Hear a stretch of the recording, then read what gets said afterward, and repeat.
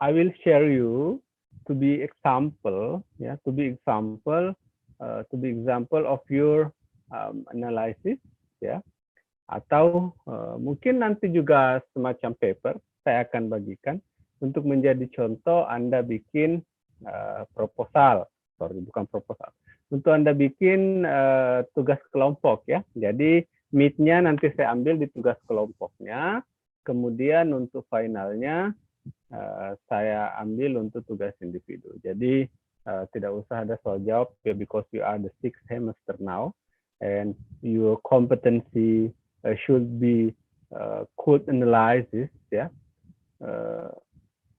could analyze a case study in literary work, including film or movie that represent or portray the multicultural issue, ya.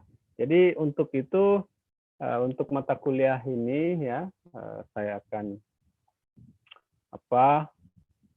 menunjukkan itu ya.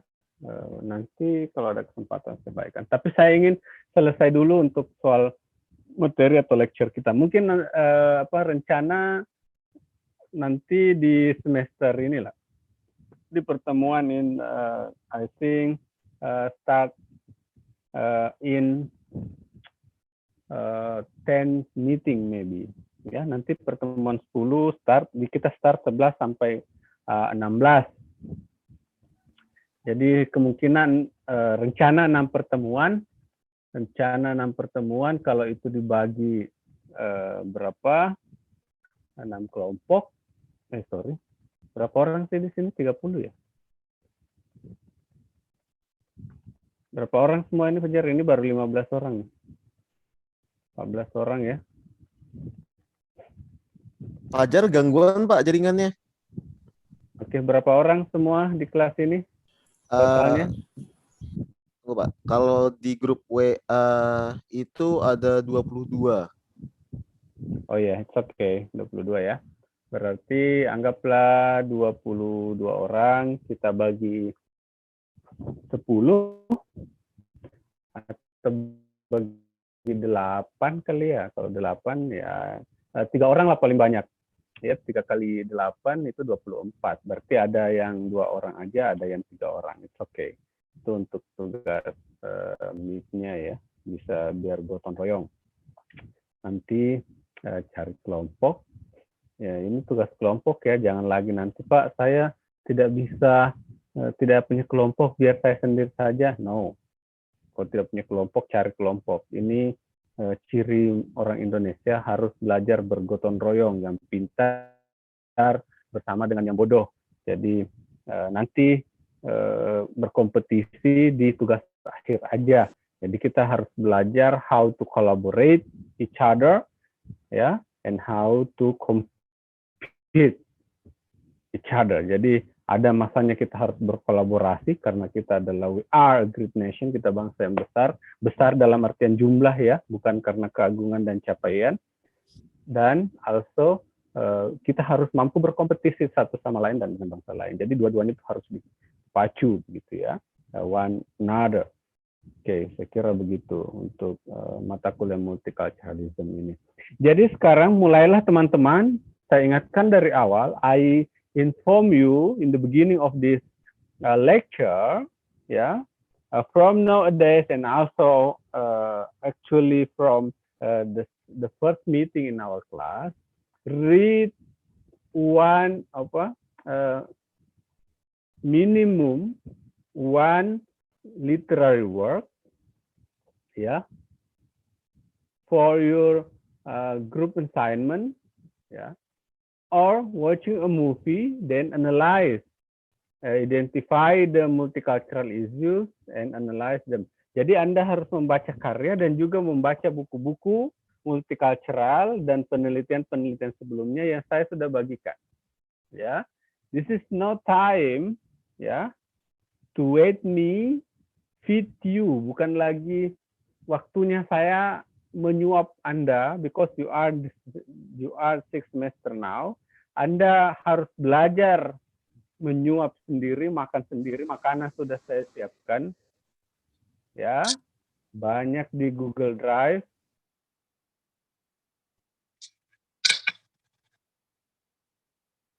Anda harus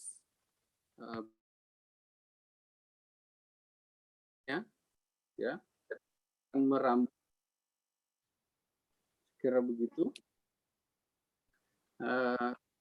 Kalau ada yang dipahami, tanyakan saya. So, lecture we are facilitator for your project. Jadi kalau Anda berpangku tangan malas-malesan, ya itu juga yang Anda dapat. Karena tugas dosen di abad 21 ini bukan lagi untuk menyuapi Anda satu-satu ya, but to inspire you, to facilitate the students ya, to be a human, to be the advanced students and also the scholar candidate. Nah, kira-kira begitu. Yang Anda semua yang masih berleha-leha, pola belajarnya masih pola lama, the old pattern of learning, yaitu menunggu dosen menyuap Anda, menunggu dikasih tugas kemudian dikerjakan, change that habits ya. Kebiasaan itu harus dirubah, Anda harus aktif untuk belajar, bertanya ke temannya, bertanya ke dosennya untuk ini. Untuk satu hal yang ini ya, yang harus dipelajari. Oke, saya lanjut untuk PowerPoint-nya. Suara saya jelas saja ya? Iya, Pak. Jelas, Pak. Karena saya tidak pakai headset. Kalau pakai headset, suaranya mantul. Saya mendengar 2 kali suara saya. Oke. Ini jenis-jenis multiculturalism.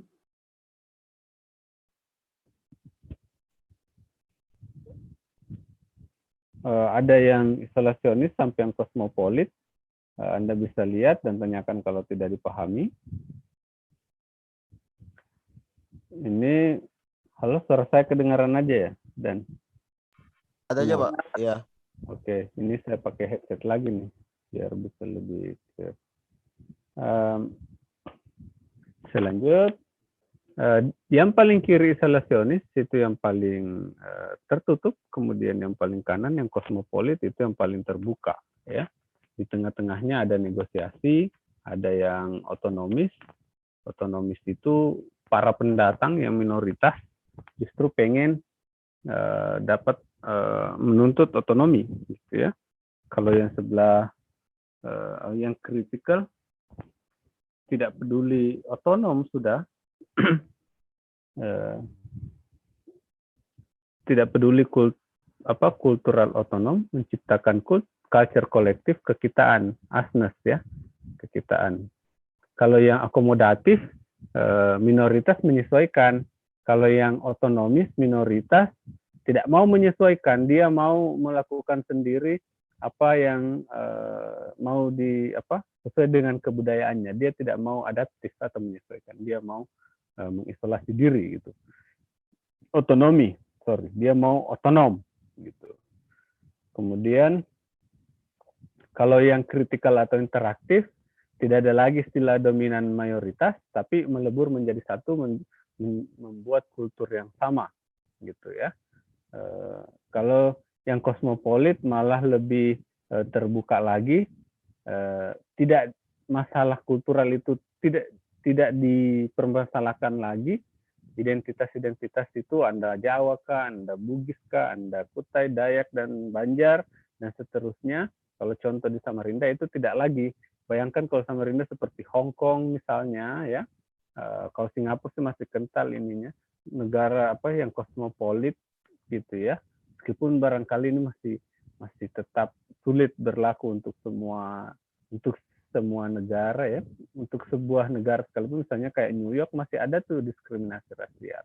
You are a black, Hispanic, and also I am a white, Asian, dan seterusnya. Saya share barangkali yang ada penembakan represi Asian American in New York ya, di negara-negara bagian Amerika itu masih ada. Oke, and then next kita lanjut aja ya. Ini Anda bisa baca di bukunya Buku Parik. Nah, ini jenis multiculturalism. Next slide. Nah, this is some key terms ya. Apa sih itu key terms? Terms itu artinya istilah kunci. Inklusif atau inklusi. Inklusi itu artinya atau inklusif itu artinya dia terbuka dan mengakomodatif. For example, in this class, when I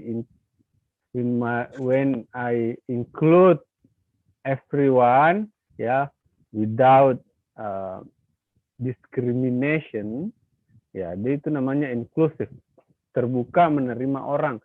Misalnya Kevin dan Rana, siapapun dia di kelas kita terima secara terbuka, inklusif, ya.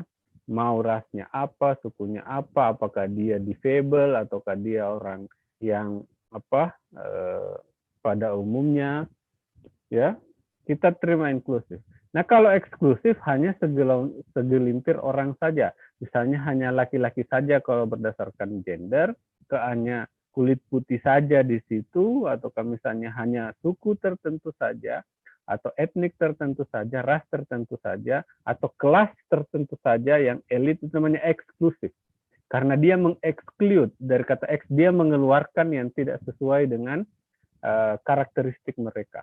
Contohnya misalnya kalau saya keluarkan Dani di sini, ya, dari kelas ini, karena Dani misalnya tidak sekaya saya, atau bukan berasal dari ras, suku, agama, dan kepentingan saya, nah itu artinya kita mengeksklusi orang yang tidak sesuai dengan kita. Itu namanya eksklusif. Makanya kalau ada dibilang kelas eksklusif, itu sebenarnya adalah kelas yang diskriminatif. Karena tidak inklusif. Dia tidak menerima semua orang. Dia eksklusif artinya dia exclude, mengeluarkan orang yang tidak sesuai dengan syarat-syarat untuk ada di situ. Makanya ada kelas eksklusif, ya, eksekutif eksklusif kelas. Nah, artinya itu kelas tertentu saja yang sesuai dengan syarat-syarat orang yang pantas ada di situ. Biasanya dari segi pendapatan dia eksklusif karena harganya mahal. Makanya ada VIP, VVIP gitu ya. Itu tandanya elitisme ada di situ. Orang tertentu saja yang boleh ada di situ. Apakah dia eksklusif? Yes. Inklusif? No. Kalau inklusif dia memasukkan orang, masuk, ya. Kalau X mengeluarkan orang. Jadi eksklusif dan inklusif gitu ya. Nah, diskriminatif ini tindakan membeda-bedakan, discriminate, an action, ya, to discriminate someone or to divide someone based on some patterns on characteristic, different characteristic.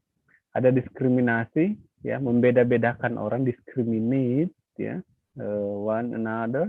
Rasism, ya, berdasarkan ras dan juga berdasarkan kelas sosial, ya. Yang kismin, get out, ya. There is no place for you here. This is only for the rich man or the have man. The have not people, ya, get out. Nah, itu namanya diskriminasi berdasarkan kelas sosial. Contoh, Anda tidak bisa kuliah karena Anda tidak punya duit, tidak bisa bayar UKT, karena Anda miskin, dan seterusnya, get out. Itu namanya diskriminasi berdasarkan sosial kelas, karena berdasarkan kemampuan ekonomi, ya. Nah, gitu. Nah, itu kalau soal ras, rasisme, nah itu kencang, tidak boleh masuk di sini karena Anda tidak sama rasnya dengan kami. Nah, itu rasism, ya. Discrimination based on race, itu. Ada juga gender, men only, ya. Ada woman only, laki-laki tidak boleh masuk, perempuan tidak boleh masuk, dan seterusnya. Itu diskriminasi, discriminate. Separate people, separate person based on their identity. Oke. Kemudian ada namanya kebijakan afirmatif polisi. Nah, ini biasanya diberikan kepada sekelompok masyarakat yang selama ini mengalami diskriminasi atau tidak mendapatkan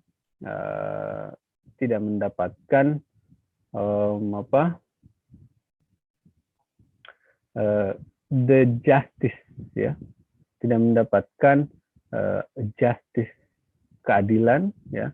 Contoh misalnya orang Papua selama ini kan didiskriminasi, ya, makanya ada politik kebijakan afirmasi untuk pendidikan orang Papua dikasih otonomi khusus, anggaran yang berlebih, dan ada representasi MRP, Majelis Rakyat Papua misalnya.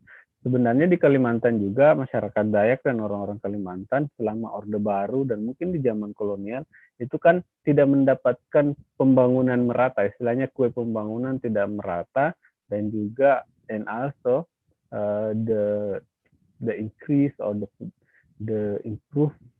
improvement of human resources, ya, still under average. Yang banyak itu paling di Jawa dan beberapa kota di Sumatera. Jawa yang paling banyak di kota-kota besarnya juga, ya, karena di pedesaan tidak juga gitu. Itu harusnya ada affirmative policy, terutama soal redistribution and recognition, terutama diakui sebagai orang yang berdaulat atau masyarakat berdaulat. Kemudian ada redistribution, ada representation, ada perwakilannya di pemerintahan dan mungkin di instansi, tidak perlu dipilih karena sudah lama ada ketimpangan, jadi pun kalau berkompetensi belum mampu, tapi dia harus ada representation gitu. Dan juga ada redistribution, ini yang paling sulit karena harus mengeluarkan redistribusi sumber daya gitu. Mengeluarkan duit, intinya redistribusi itu kayak dana otsusnya Papua, ya. Harusnya Kaltim dapat redistribusi karena sumber pengerukan sumber daya alam, ya, minyak, batu bara, dan sawit dan seterusnya. Harusnya dapat duit lebih besar, terutama masyarakat Dayak di pedalaman, itu seharusnya dapat kompensasi pendidikan gratis minimal dan juga soal bagi hasil yang maksimal, ya, terutama di daerah-daerah lingkar tambang sebenarnya. Harusnya itu punya redistribusi, ada affirmative policy, karena mereka terdampak soal pertambangan dan perkebunan raksasa, tapi tidak menikmati kuenya dan juga kerusakan alam dan seterusnya. Mestinya pendidikannya gratis untuk semua anak-anak di sekitaran situ sampai ke program dokter sekalipun. Seperti Papua punya program 10 tahun sampai 2030 itu program 10.000 dokter, karena dia memprogramkan 1.000 orang, program 1.000 dokter atau 10.000 dokter, karena memprogramkan mengirimkan mahasiswa di daerah Papua dari pedalaman-pedalaman setiap tahun itu 1.000 ke seluruh universitas-universitas di luar negeri. Jadi akan ada 2030 Papua menargetkan 10.000 PhD di sana. Akan ketinggalan semua dari segi pendidikan provinsi-provinsi yang ada di Indonesia, including Kalimantan Timur, karena Kalimantan Timur tidak punya perencanaan atau visi yang jangka panjang seperti itu, ya. Itu contoh redistribution, and also the government in the local government and also in the national government support that program, ya, mensupport program itu namanya affirmative policy, afirmatif, positif, ya, kebijakan afirmasi. Yang ada di kita paling kalau di Kalimantan itu dari nasional, yaitu yang 3T, terdepan, terluar, tertinggal, dan yang lain. Itu terbelakang, tertinggal, terdepan, terisolir. Itu misalnya di daerah Malinau mungkin, atau mungkin di daerah Mahulian dekat Malaysia, adalah kalau misalnya ke anak-anak itu dapat beasiswa untuk itu. Tapi itu pun belum masif lah kira-kira. Belum seserius yang kita harapkan begitu. Saya kira seperti itu kalau untuk soal afirmatif policy ini. Ini ingat baik-baik teman-teman, seharusnya teman-teman di Kaltim getol dan lantang menyuarakan ini, terutama teman-teman di masyarakat Dayak, karena selama Orde Baru mendapatkan diskriminasi, perlakuan tidak layak ataupun tidak seperti daerah-daerah lain di Indonesia. Jadi untuk mengejar ketertinggalan itu memang harus ada perlakuan khusus supaya on the track and fast track, ya. This is one policy, ya, to running up our underdeveloped ya, maksudnya ketertinggalan kita itu di daerah Kalimantan Timur harus di-press, harus diangkat lebih cepat dengan affirmative policy harusnya gitu.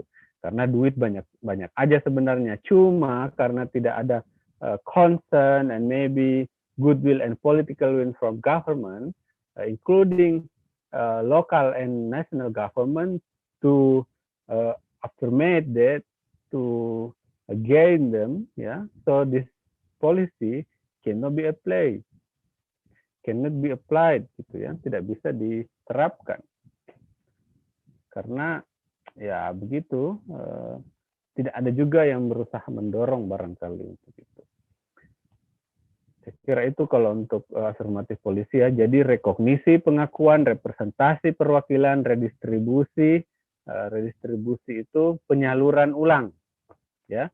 Jadi rekognisi itu pengakuan, masyarakat Dayak harus diakui dong sebagai salah satu entitas bangsa ini. Selama ini mungkin dikesampingkan atau dianggap terbelakang dan seterusnya. Tidak boleh, harus diakui setara. We are in equal identity. Ya, selama ini mungkin distereotipkan, dianggap terbelakang lah, malas lah dan seterusnya selama Orde Baru. 32 years ya, in Orde Baru, Orba era ya. And after formation era, kita harus membuka semua keran dan kesempatan itu, the chance dan an opportunity ya, to gain education ya, and to obtain the good education, the best education, and also the opportunity to improve the human resources and also the material resources. Bukan hanya sumber daya manusia yang harus diakses kesejahteraannya, tapi sumber daya alam juga ya, harus dianggap setara. Jangan misalnya mentang-mentang orang dari Jakarta lebih duluan sekolah, lebih menganggap diri educated, lantas mau datang membodoh-bodohi, enroll this, and this. No, harus ada recognition. Kita sama-sama anak bangsa, kita sama-sama, bahkan orang Kalimantan adalah the owner, ya, and the saver for a long time the natural resources in Kalimantan, also in Papua of course dan Sumatera. Ya, jadi orang Kalimantan, orang Papua, orang Sumatera adalah penjaga sumber daya alam itu selama ini. Jadi harus diakui itu. So we must appreciate ya, and honor them. Harus mengapresiasi dan menghormati itu. Jangan mentang-mentang sudah pejabat, sudah ada orang Jakarta, pakai jas, petantang-petenteng, datang hanya kapling-kapling tanah, angkut, jual, kemudian bawa duitnya ke Jakarta. Kita tidak diurusi di Kalimantan. Ya, that's not the recognition action. Ya, itu bukan tindakan rekognisi namanya. Itu kurang ajar namanya ya. Kalau seperti itu. Nah, multiculturalism also introduce the affirmative policy that consists of recognition, pengakuan, ya, recognition, and then representation, perwakilan. Kalau pemilihan orang-orang Dayak sulit dapat kursi di parlemen dan di jabatan, harus ada hak, bahwasanya harus ada representasi kami di situ karena kami ada, we are exist here. Jadi harus ada di situ. Papua itu sampai bikin Majelis Rakyat Papua. Karena kalau tidak bikin begitu disingkirkan sama para perantau transmigran dari Jawa, Sulawesi, dan Sumatera dan seterusnya. Gitu ya. Jadi harus ada yang matok begitu. Ada representasi. Harus ada yang mewakili, karena kalau tidak ada yang mewakili bisa-bisa tersingkir di tanah sendiri. Gitu. Itu problem di lapangan yang kira-kira mungkin tidak seindah puisi dan karya fiksi, sinetron, berita, dan pidato-pidato government or bureaucracy or bureaucrat from Jakarta and also some local area. Ya. Itu kenyataan yang harus dilihat. Untuk Kalimantan boleh nonton filmnya Tanah Surga Katanya. Ada yang sudah nonton? Untuk soal Kalimantan. Ada yang pernah nonton filmnya Tanah Surga Katanya? Halo? Belum Pak, tapi tahu filmnya, pernah dengar. Ya.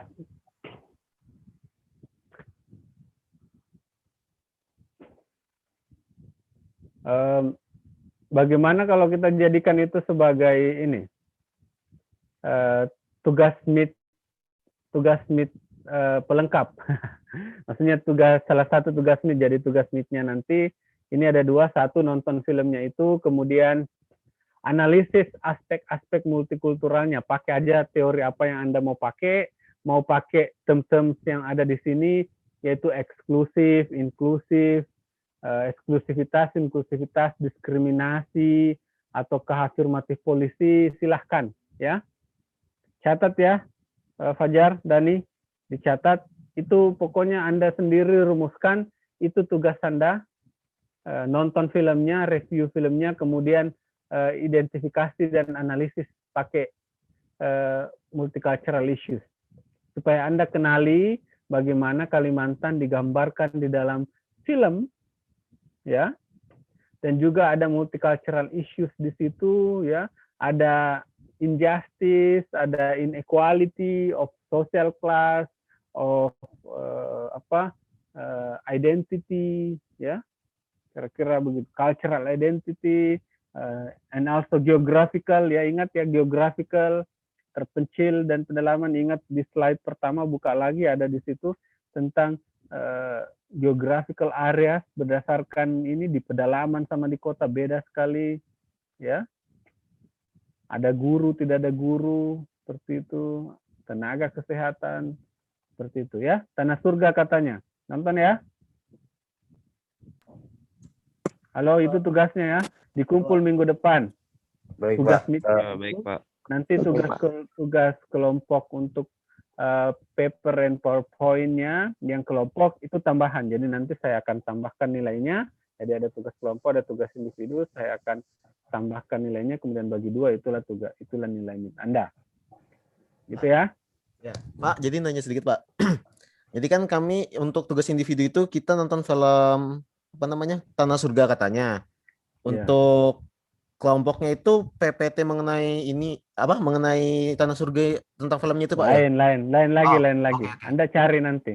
Ya. Nanti saya bagi kelompoknya, dan apakah saya tentukan karyanya atau Anda yang cari sendiri, tapi saya harus setujui. Karena jangan sampai sudah dikerjakan oleh kakak angkatan Anda sebelumnya, ataukah itu sudah banyak yang meneliti.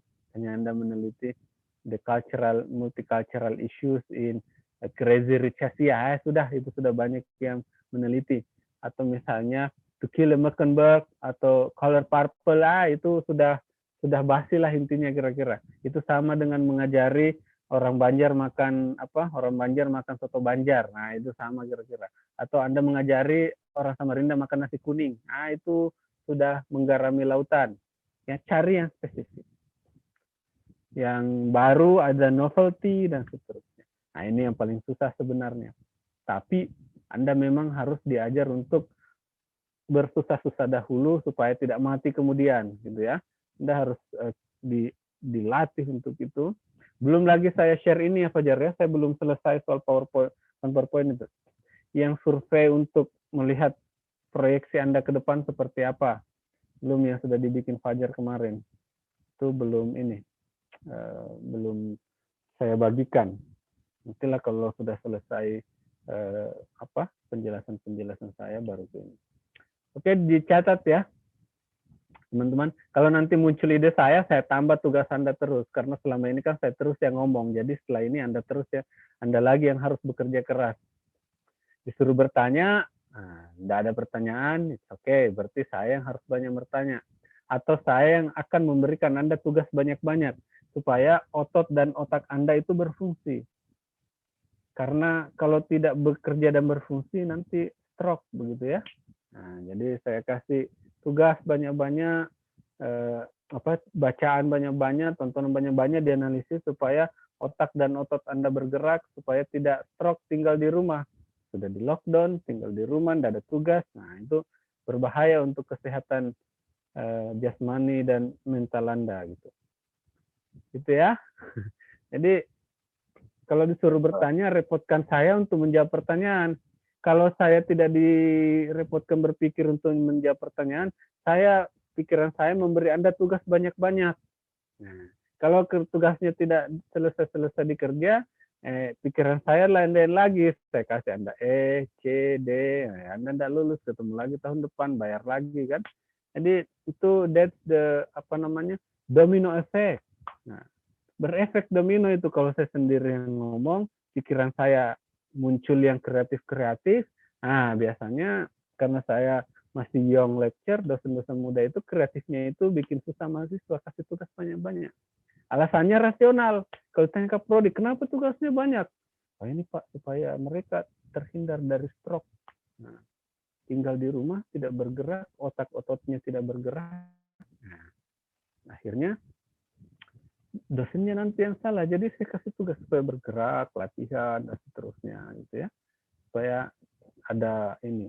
Nah, kalau susah ya memang kuliah susah. Kalau tidak mau susah ya jangan kuliah. Jadi pengurus masjid atau pengurus gereja berdoa tiap hari ya itu bagus. Ya. Jadi this is your choice. Anda mau kuliah dan celakanya mau memilih kelas saya. Wah, ini saya kadang kuliah kalau sudah di atas 10 orang yang ngambil kelas saya, apakah terpaksa ataupun ini, padahal ada kesempatan untuk pindah ya. Mungkin itu kenapa banyak yang lari duluan ya. Mencari keselamatan di mata kuliah lain, tapi dikira di kelas lain ya. Tapi dikira lari dari lari dari cengkeraman saya itu di kelas saya, dikira mungkin bisa lebih enak di kelas lain. Ya mungkin dapat yang lebih enak-enak, tapi pas nanti mau ujian proposal, mau ujian skripsi, baru menyesal.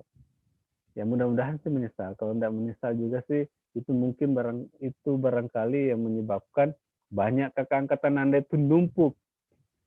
Karena seharusnya sudah menyesal waktu semester-semester seperti Anda itu, mereka seharusnya rajin belajar, mengerjakan tugas-tugas yang saya dan tugas-tugas dan kuis-kuis saya suruh bertanya, saya bertanya. Saya kasih tugas, copy paste edit, ya. Bahkan banyak yang memilih pindah kelas. Sekalinya dapat pembimbing karena mereka memilih pembimbing kan boleh aja tuh ya. Tapi ada juga yang karena sudah kebanyakan dipilih dosen-dosen yang baik ya. Nah, akhirnya harus juga lari ke dosen-dosen tertentu, terutama banyak saya gitu. Nah, di situ baru dirasakan, if you want to organize theoretical framework, read this, and this. Wah, kok banyak betul, Mem?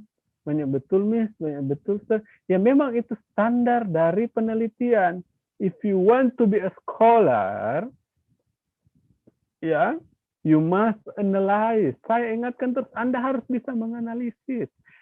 Analisis itu kuncinya ada dua, ya. Teori dan metode. You must learn about the theory, read this book, this, and ask the lecturer, ya. Kalau ada tugas, kerjakan dengan serius. Memang sekarang banyak copy paste edit. Ya. Itu that's a simple or shortcut ways. But, lebih canggih lagi, tanya kayak pas ini, kalau saya sih masih agak-agak kater soal teknologi. Saya kayak pas ini atau dosen lain, itu ada plagiarism checkernya.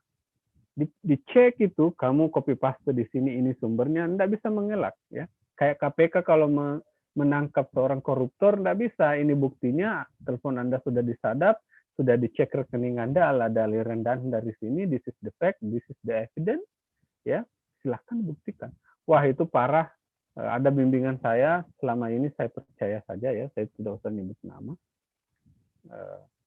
Saya sih it's okay, saya percaya, manis sekali mukanya, bagus ya, saya juga lihat bagus ya, karena saya agak-agak katro, tidak punya plagiarism checker, ada sih saya punya, cuman saya kadang percaya aja, tidak ini sudah aman ya, tidak ada copy paste ya, tidak ada plagiarism ya, tidak ada Pak, tidak ada, it's okay, oh ini maju begitu dibuka hasil plagiarism checkernya, berurut semua, ada sekitar 20 barangkali lengkap dengan sumbernya. Harusnya ini kutipan langsung, harusnya ini dipisah, harusnya ini disebutkan sumbernya dan segala macam.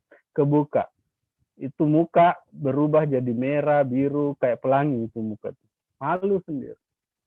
Tapi tidak menyesal, belum menyesal. ya. Mungkin entah kapan akan ada penyesalan, saya biasanya sih di akhir-akhir, tapi beruntung kalau ada penyesalan, ya. Ini I remind you, saya ingatkan Anda mulai dari sekarang, ya. Setiap semester saya selalu mengingatkan mahasiswa, because that's my duties, ya, my tugas saya, to remind you, to motivate you, to inspire you, to facilitate you. Jadi saya ingatkan, saya fasilitasi, saya seperti itu, ya. Saya memotivasi, saya menginspirasi Anda, ya. Karena tugas pendidik atau dosen itu tidak hanya mengajar sepenuhnya, but educate you. Pendidikan itu, mendidik itu tidak hanya mengajar, ya, tapi menginspirasi, memotivasi. Jadi ada pepatah yang bilang kalau seorang guru yang baik itu adalah guru ataupun dosen atau pengajar yang mampu mengajar dengan baik. Tapi yang lebih baik adalah ketika mampu memotivasi dan menginspirasi mahasiswanya untuk menggerakkan otak dan ototnya sendiri untuk belajar. Ya, that's why I oftenly and always to inspire and motivate you, dan mungkin sekali-sekali remind you atau mengancam masa depan Anda akan suram kalau Anda goblok di mata kuliah saya. Ini harus dilihat 10 years later, ya. 10 tahun ke depan baru kerasa. Jadi bagus kalau 10 tahun ke depan Anda berhasil, Anda to be a good man, kalau Anda jadi orang baik, orang ya sukses kata orang banyak, ya. Anda ingat saya juga tidak berharap untuk itu. Tapi yang saya berharap kalau Anda gagal, Anda jatuh, Anda baru sadar, mengingat dan menyesali, itu yang saya harap. Kalau misalnya pun saya tidak berharap Anda gagal ataupun Anda down, ya. Tapi pun kalau Anda pun harus fail pada waktu itu, minimal bisa mengingat apa yang dosen-dosen Anda sampaikan atau saya sampaikan. Benar kata dosen saya dan saya baru menyesal, ya. Meskipun penyesalan itu datang belakangan dan tidak ada kata terlambat, tapi lebih bagus kalau menyesal duluan, gitu, ya. Tapi kalau itu pun it's okay, kalaupun Anda tidak mau mendengar sekarang dan beberapa tahun ke depan, it's okay, ya. Nantilah Anda rasakan sendiri. Saya selalu bilang begitu. Yang penting tugas kita adalah menyampaikan itu. Toh secara pragmatis teman-teman, Anda itu lulus tidak lulus. Sorry, I'm sorry to say honestly and frankly speaking, ya. Anda itu lulus tidak lulus, berhasil tidak berhasil, sukses tidak sukses. Waktu saya jadi dosen non PNS, saya belak-belakan ke kakak angkatan Anda yang bandel-bandel bilang, kami ini, kalian berhasil atau tidak, gaji kita segitu-segitu aja. Sesedikit itu aja, tetap sedikit gitu. Jadi Anda mau pintar mau tidak, sebenarnya kita tidak campur, tidak urus sebenarnya, ya. Nah itu kira-kira nonton filmnya Tanah Surga Katanya untuk melihat betapa sulitnya, how difficult the educational access in the hinterland, di pedalaman, and also not only the educational access, but economic access, ya. And how lucky you, berapa beruntungnya Anda can reach or can obtain the educational system and educational access and economic access to study in university. Betapa beruntung Anda di Kalimantan ini mampu kuliah dan belajar di universitas, but you not use that time and opportunity, ya, to be the best or to be the better than before, to better than others, to be better than others, ya.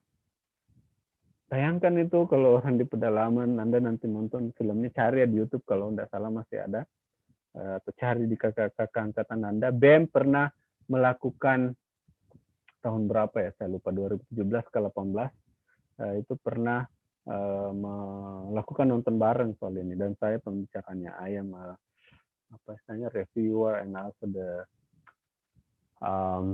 narasumber, ya, the speaker from that forum that explained to them, that explained to the students, yeah, the participant of the discussion, I emphasize that how lucky you are, can learn in university, have the chance and opportunity to study in university, yeah,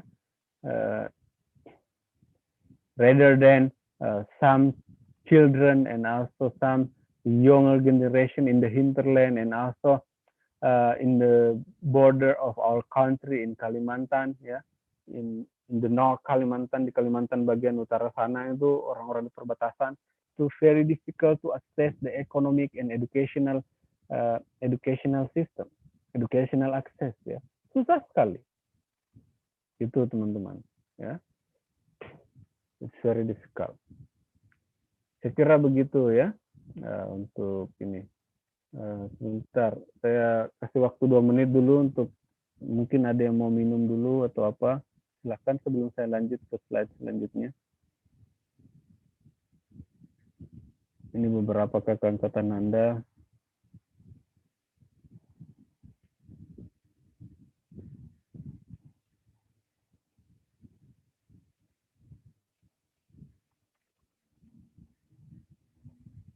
Harus saya layani ininya ya.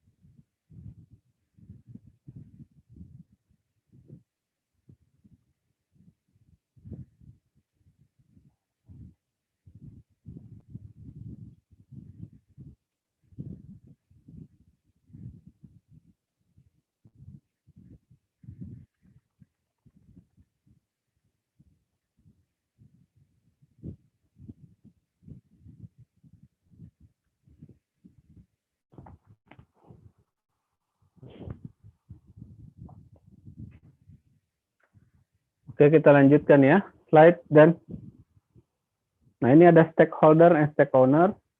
Stakeholder itu dari kata hold. Stake owner dari kata own.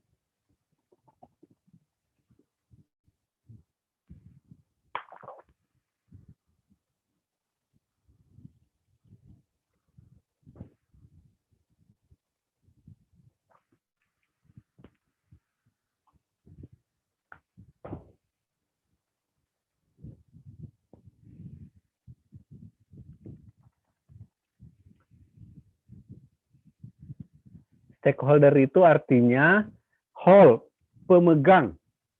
Ya. Jadi stakeholder itu artinya pemegang stake. Pemegang kepentingan atau pemangku kepentingan.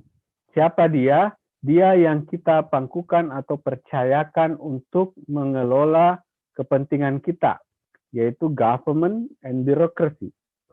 Pemerintah dan aparat-aparatnya, termasuk saya misalnya Saya adalah stakeholder, pemegang kepentingan Anda yang dipangkukan ke saya untuk to educate you, ya, to teach you about English and multicultural. Kalau di kampus itu mulai dari rektor, ketua jurusan, dosen-dosen, itu stakeholder. Stake owner itu Anda yang punya kepentingan untuk belajar. Dan juga negara, state. Negara itu punya kepentingan untuk mencerdaskan kehidupan bangsa, ditugaskan ke kita sebagai stakeholder. So stake owner and stakeholder, ya, has a strong relationship. Stake owner itu dia punya hak, Anda sebagai stake owner, pemilik kepentingan punya hak untuk keadilan. Oke, next slide.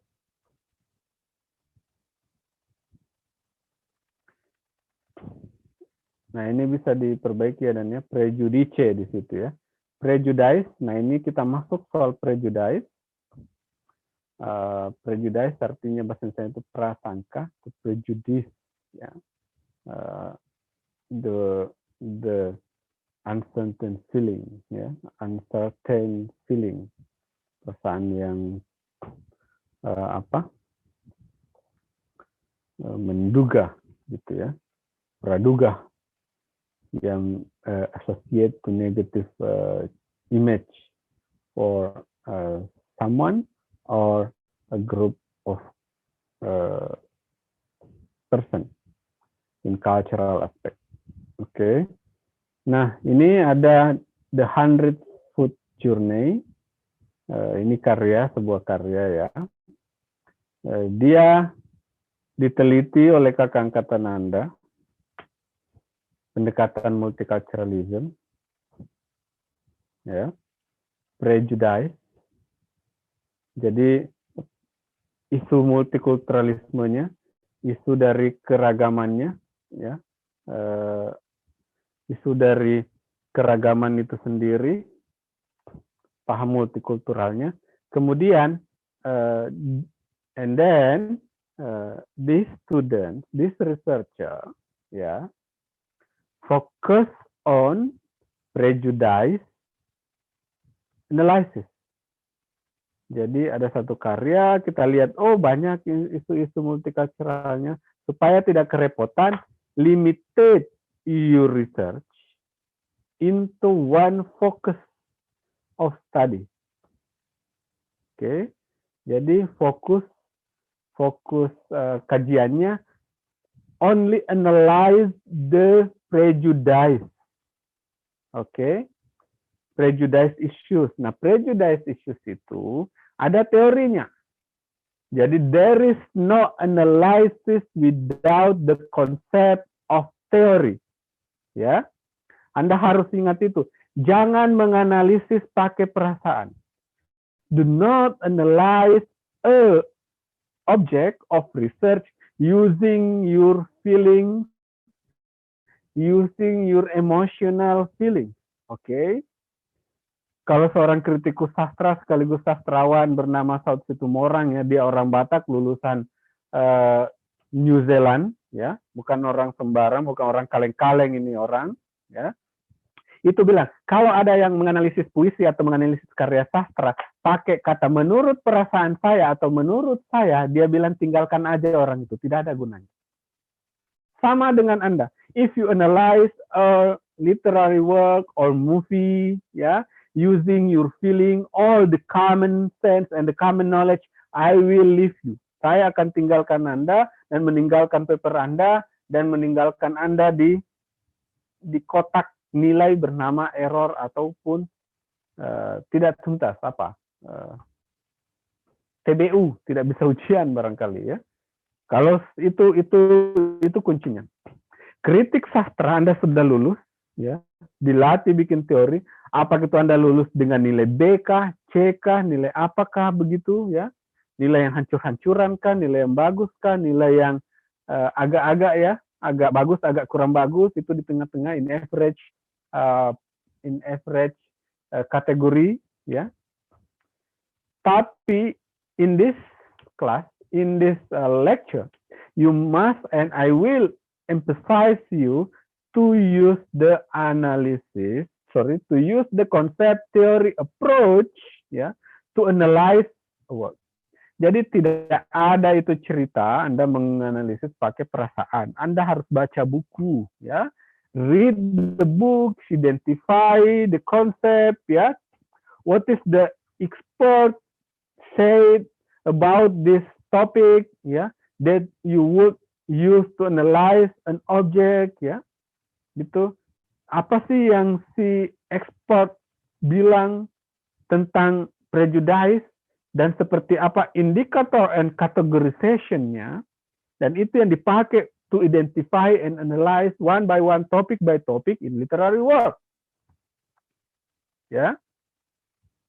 Itu kuncinya, that's the key. Jadi ini ada karya, ada issues, ada spesifik. Kenapa kita butuh spesifik topik? Because we must organize, we must range, we must write down the specific concept that will be used to analyze the data or will be used to guide us to identify the specific data. Kenapa sih kita butuh konsep teori itu? Supaya itu yang mengguidance, membimbing Anda, memandu Anda mencari data-data yang sesuai. Contohnya bentuk prejudice atau bentuk prasangka itu sendiri, ya. Ada antilocution misalnya, ya. Ada physical attack. Nah, contoh physical attack itu adalah bagaimana orang, misalnya yang saya bagikan yang saya bagikan di grup WA itu, ya misalnya ada orang dikeroyok hanya karena dia orang Chinese atau orang Asia, orang Korea, because he is a Hispanic only. Apalagi yang sejak sekian lama itu yang black people, dia dikeroyok hanya karena dia kulit hitam. Ya, this is the racism, the highest level of discrimination, physical attack, dikeroyok. Kenapa saya dikeroyok? Karena kamu orang Asia. Because you are Chinese, you are Korean, you are Hispanic, you are the Mexican. Apalagi dia bilang, you are the Arabic, you are the Muslim, you are the terrorist. Bayangkan kalau ada yang seperti itu. You are the Christian, you are the ini dan seterusnya. Ya, hanya karena beda agama dikeroyok. Nah itu kan parah ya. Tapi that's happen in evidence, in the social fact, and also that's issues, not issues, sorry. That even represented in literary work and also represented in movie. Film-film banyak menceritakan itu, ya. For example, film lama The Master yang Jackie Chan atau siapa ya, Bruce Lee ya, yang pendekar, yang martial arts expertnya Hong Kong yang ke Amerika itu bertarung menolong orang-orang yang digebukin hanya karena dia penutur Mexican, penutur Hispanic, he is Hispanic. Dia adalah orang penutur bahasa Latin ke Amerika, mereka di ini, bahkan Trump itu mau bikin tembok supaya orang-orang dari Meksiko tidak masuk ke Amerika. Ya, untung aja kalah. Kalau tidak, the racial discrimination policy, ya, based on race law itu, Trump itu bikin, itu bisa masih berlaku sampai sekarang gitu ya. That's the problem. Nah, ini ada karya, ada isu multikulturalnya spesifik ke prejudice. Next, kita lihat.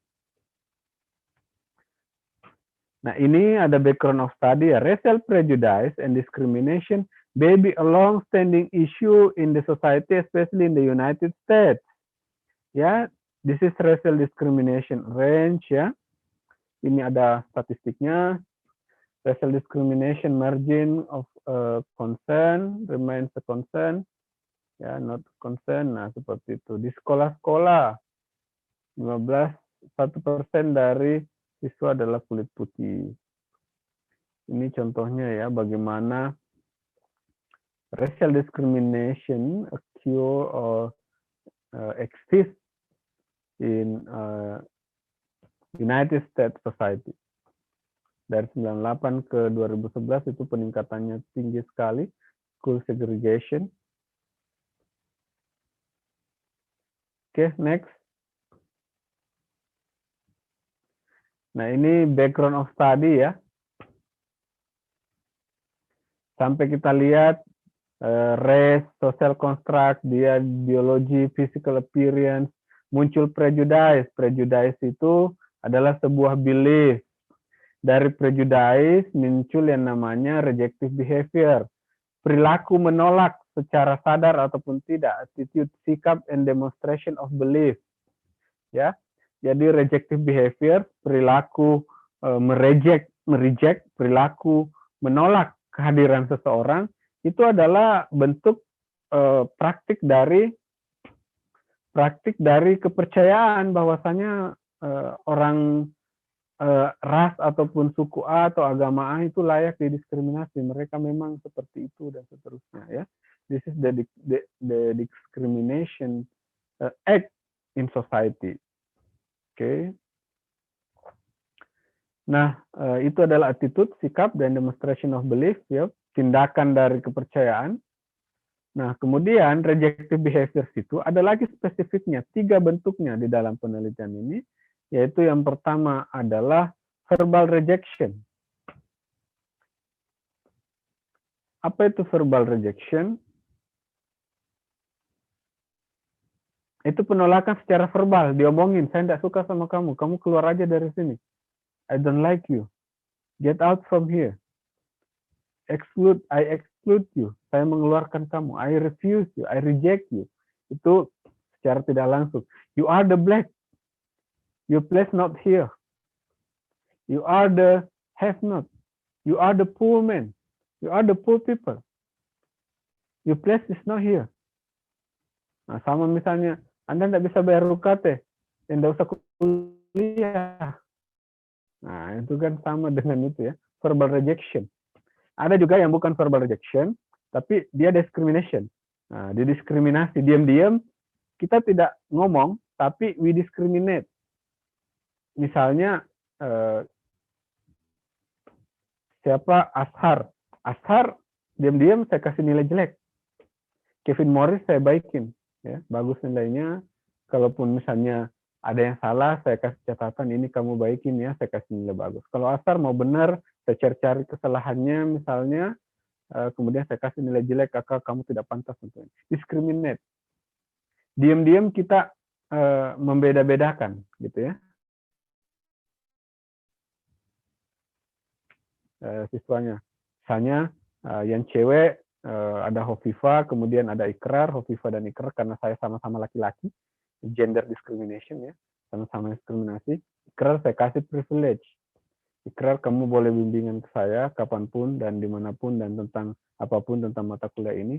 Kalau Hovifa dia bilang ya tunggu ya banyak antrian dan seterusnya. Diam-diam saya memperlakukan berbeda. Ya. They are the different treatment because the difference of identity, gender identity. Kira-kira begitu, mendiskriminasi, gitu ya. Saya membeda-bedakan karena ada kesamaan dan perbedaan dari segi identity and also my interest, gitu ya. Kira-kira begitu.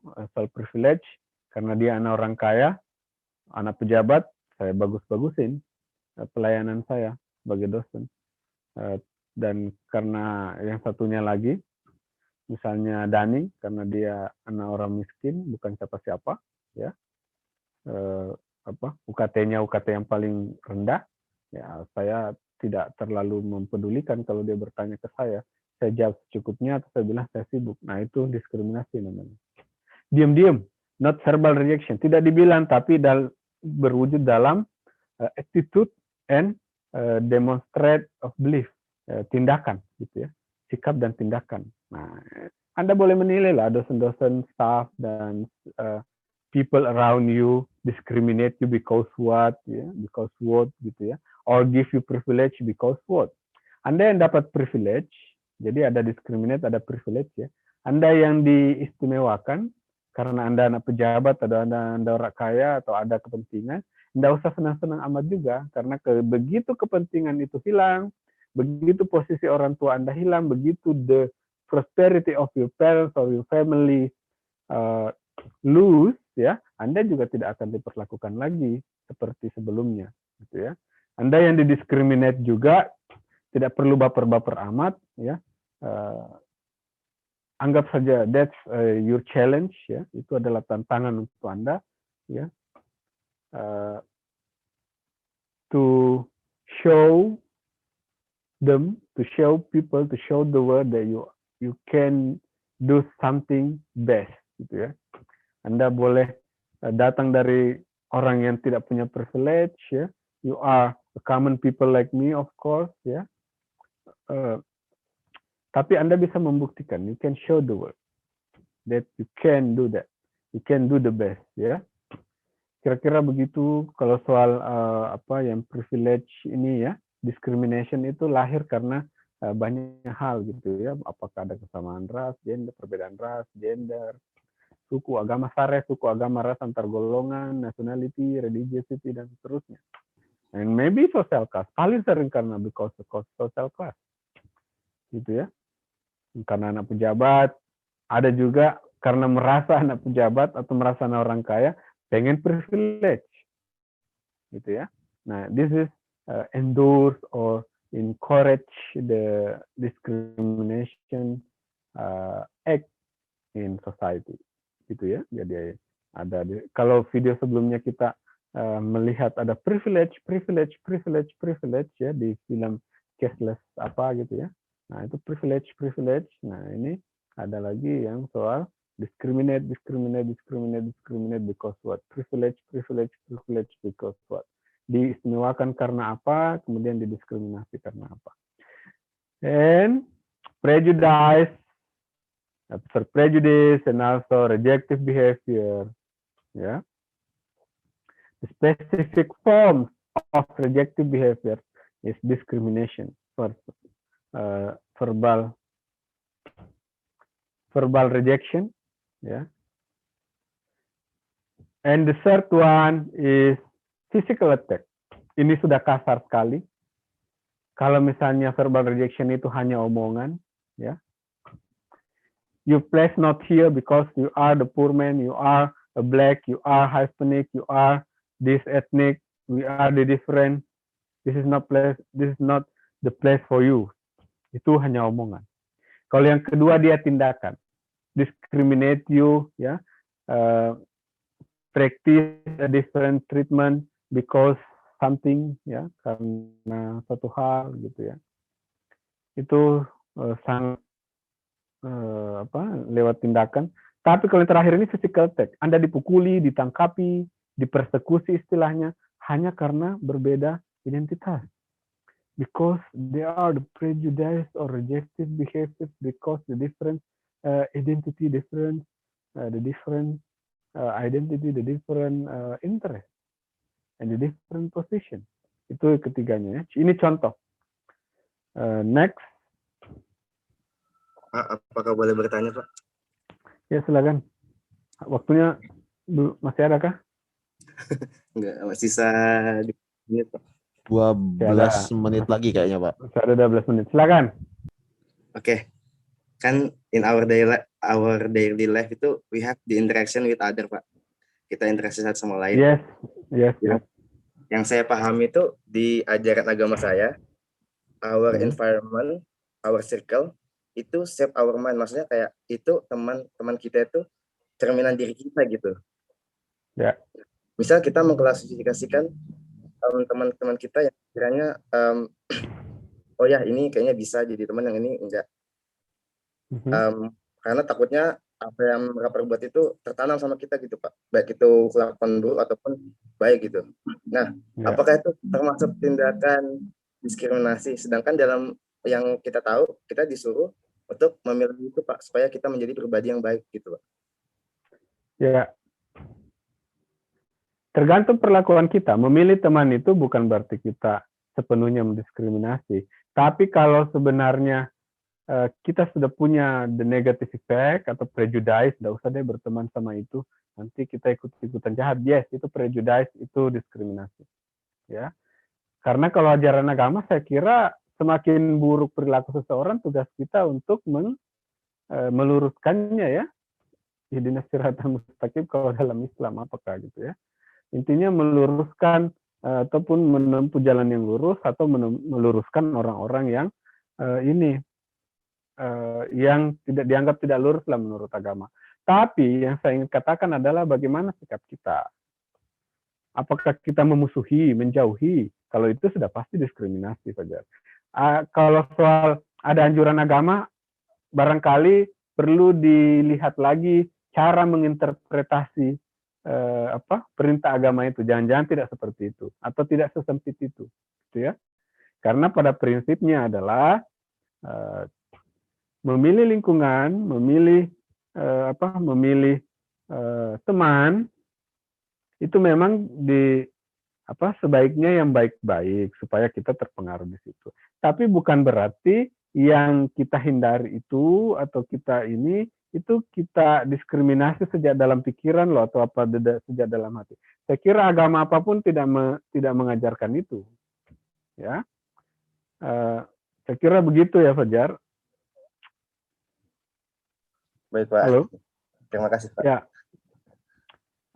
Misalnya saya orangnya berandalan, Fajar tidak mau berteman sama saya, it's okay. Tapi selama Fajar tidak menganggap saya lebih rendah daripada Fajar, mentang-mentang rajin sholat, bergaulnya sama ukti-ukti dan ahi-ahi, misalnya, lantas saya yang bergaulnya sama bro-bro dan kawan-kawan ini dianggap lebih rendah, ingat ya, dari equality begitu. Kemudian didiskriminasi, tidak mau diajak bergaul, tidak mau disapa, ya. Kalau misalnya ada menganggap, wah saya menjauhi itu karena perintah agama. Jangan-jangan interpretasi Anda terhadap ajaran agama Anda itu yang keliru. Karena secara umum agama itu mengajarkan soal kasih sayang, anti diskriminasi. Yang paling anti diskriminasi itu agama loh, agama apapun, ya. Saya kira karena ada universalisme kemanusiaan di situ, sama-sama ciptaan Tuhan dan segala macam itu harus diberikan kasih sayang yang sama. Bahkan orang yang mengaku beragama, semakin jahat seseorang seharusnya semakin menjadi motivasi untuk didekati menjadi teman supaya menjadi orang yang lurus, gitu ya. Nah, kalau misalnya Anda menghindari, mungkin Anda masih kurang percaya diri aja untuk bergaul, takut terpengaruh. Padahal kan seharusnya tugas seorang yang intelek ya, educated, itu mempengaruhi mereka. Gitu. Jadi kalau Anda menghindari, mungkin bukan karena mau mendiskriminasi, atau bukan karena perintah agama, tapi karena pemahaman Anda tentang ajaran itu yang butuh diinterpretasi ulang dan lebih luas. Dan yang kedua, barangkali Anda belum percaya diri saja untuk berdakwah dalam tanda kutip ke teman-temannya. Anda anggap tidak sesuai ataupun masih lebih berbeda dengan Anda gitu ya. Itu kira-kira Fajar ya. Baik. Ada lagi? Terima kasih Pak. Yuk. Itu menurut saya lah ya. Dari pandangan saya, dari apa yang saya pahami dan ketahui. Seperti itu. Ada lagi? Kalau tidak ada kita lanjut ya. Coba lihat Charles Taylor itu bilang identitas manusia tercipta secara dialogis dalam hubungannya dengan orang lain. Ada pengakuan or recognition dibutuhkan dalam hal ini. Multiculturalism adalah perluasan logis dari politik menghormati kesetaraan. Nah, ini tadi yang saya bilang Fajar ya. Multiculturalism itu perluasan logis dari the politic ya, to appreciate the equality, politics of equal respect ya, to respect the equality, and politik pengakuan, politik of recognition. Kita menghormati kesetaraan dan mengakui keberadaannya. Oke. Landasannya adalah kesetaraan hak, kewajiban, saling menghormati sesama. Ini kata Charles Taylor. Ya. The equality of rights, obligation, status, and respect each other. Okay, next.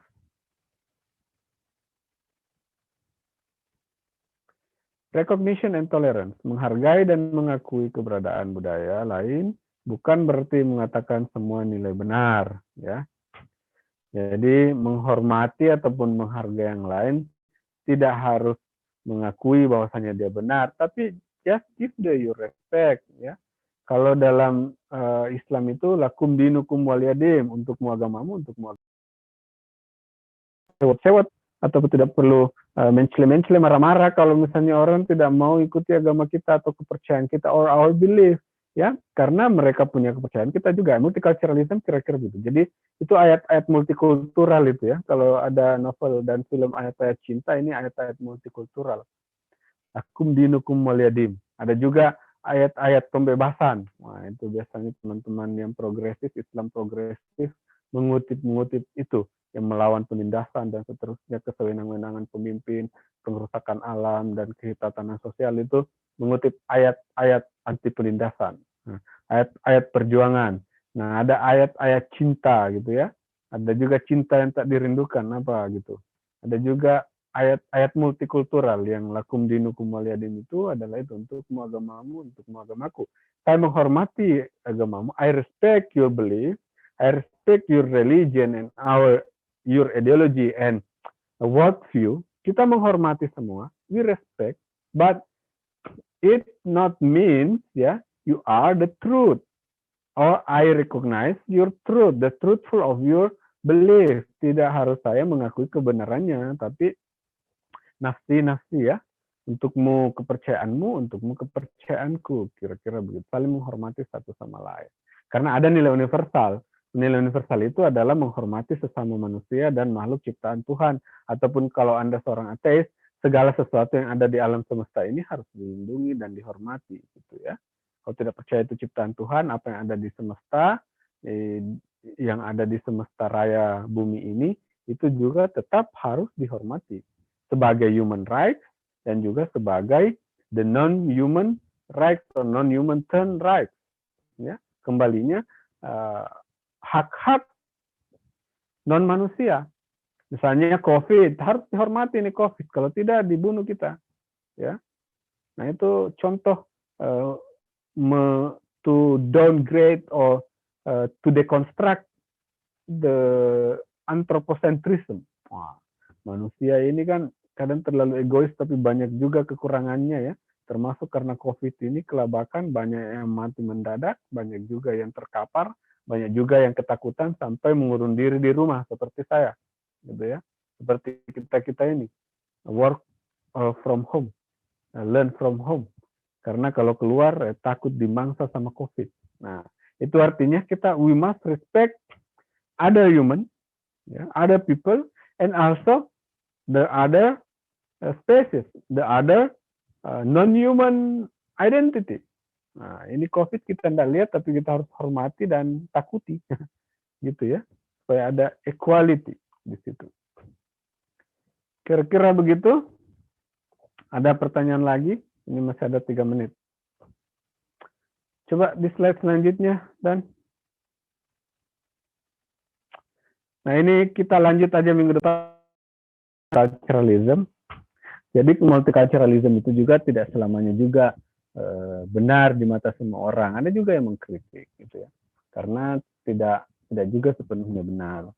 Nah, bukankah kalau kita percaya keyakinan agama apapun, kebenaran itu hanya milik pencipta ya, siapapun yang Anda percayai sebagai pencipta, mungkin di situ. Kalau bagi orang ateis, kebenaran itu ada pada semesta alam, gitu. Not only in human beings, bukan hanya di diri manusia, gitu.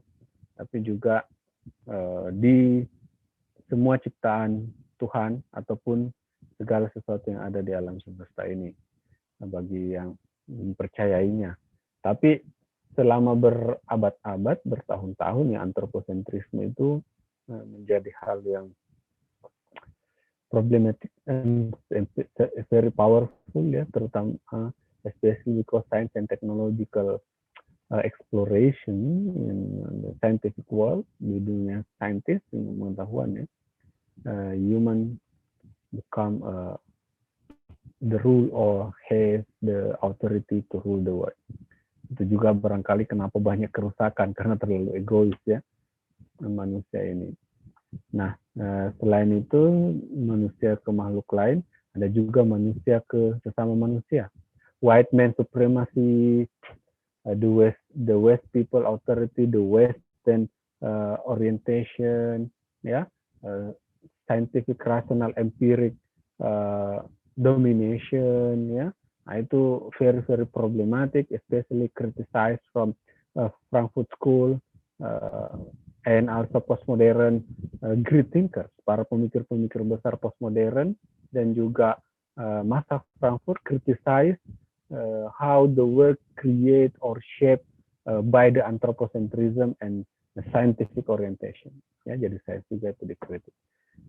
Saya kira begitu, teman-teman. Thank you very much for the chance. Jangan lupa tugas meet-nya ya. Silahkan berkreasi deh how to analyze. Bentuk paper boleh, bentuk essay boleh, yang jelas jangan copy paste dan ini ya, bikin yang baik. In English ya, lagi-lagi in English for your assignment, latihan. This is the time you practice the wrong one. This is the chance you write a bad assignment. Salah memang sekarang, karena kalau sudah sarjana, salah itu sudah menjadi fatal. Kalau sekarang fatal, wajar. Kalau Anda salah sekarang itu wajar, perlu diperbaiki, learn and learn more. Ya. Jadi kalau nanti sudah sarjana ataupun sudah bikin skripsi, kesalahan itu ya tetap diperbaiki sih, tapi akan lama prosesnya. Kira begitu ya semua. I think that's all for me for today. Thank you very much. See you next week. Assalamualaikum warahmatullahi wabarakatuh. Waalaikumsalam. Ya. Terima kasih, Pak. Ya, roomnya mau dipakai, jadi saya live ya. Ya, Jangan lupa sudah daftar hadir, tapi udah lewat nih.